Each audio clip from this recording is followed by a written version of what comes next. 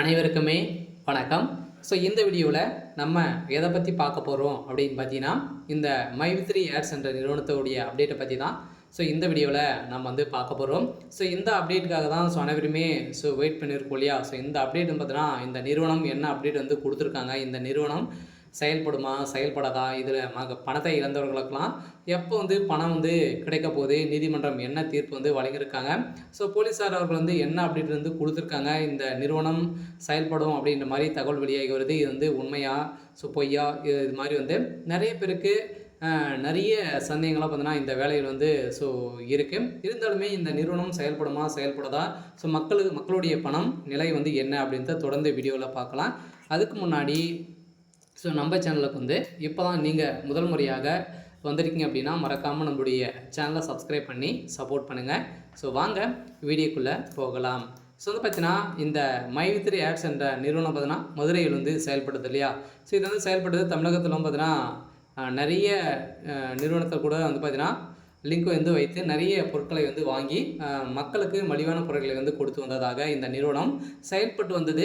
இருந்தாலுமே இந்த நிறுவனம் செய்த தவறு வந்து பார்த்தீங்கன்னா, திடீர்னு வந்து ஒரு ஆப்பின் மூலமாக வரக்கூடிய விளம்பரத்தின் அடிப்படையில் நீங்கள் ஒரு நாளைக்கு ரூ. 5 1000 ஈட்டலாம் அப்படின்ற ஒரு மகிழ்ச்சிகரமான ஒரு விளம்பரத்தை கொடுத்து பார்த்தீங்கன்னா மக்களை ஏமாற்றி நிறைய பணங்களை வந்து மோசடி வந்து செஞ்சுருக்காங்க. இந்த நிறுவனம் செஞ்சுருக்கு அப்படின்ற புகார் மேலே புகார் வந்து குவிந்திருந்த நிலையில் தான் இந்த புகாரின் அடிப்படையில் இப்போ சதுரடியாக வந்து பார்த்தீங்கன்னா இந்த நிறுவனம் முடுக்கப்பட்டது.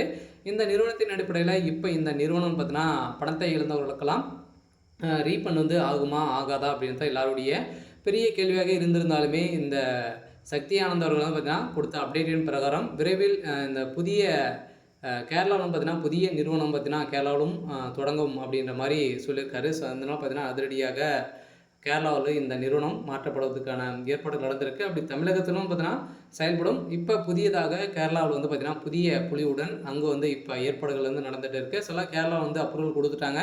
சில இந்த நிறுவனம் கட்டாயம் கேரளாவில் வந்து செயல்பட போகுது அப்படின்றதான் ஒரு மகிழ்ச்சிகரமான ஒரு செய்தி சொல்லியிருக்காங்க.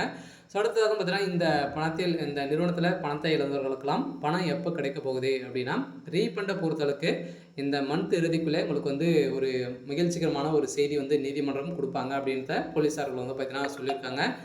அனைவருமே எதிர்பார்த்த மாதிரி ஒரு சிறப்பான ஒரு அப்டேட்டாக தான் வந்து வந்திருக்கு. இருந்தாலுமே இந்த நிறுவனத்தை அப்டேட்டை பொறுத்தளவுக்கு புதிய நிறுவனம் பார்த்தீங்கன்னா கோயம்புத்தூர் இது மாதிரி கேரளாவில் வந்து தொடங்க போகிறதாக இப்போ அப்டேட் கொடுத்துருக்காங்க. தமிழகத்தில் பொறுத்தளவுக்கு முதல்வர் ஸ்டாலின் அவர்கள் வந்து கேரளாவில் தொடங்க மும்பையில் தொடங்கிறதுக்கான ஒப்புதல் கொடுக்க போகிறதாக ஒரு தகவல் வெளியாகி வருது. சரி, ஓகே. இன்னைக்கான அப்டேட் வந்து பார்த்தீங்கன்னா இதுதான். மறக்காமல் நம்மளுடைய சேனலை சப்ஸ்கிரைப் பண்ணி சப்போர்ட் பண்ணுங்கள். தேங்க்யூ.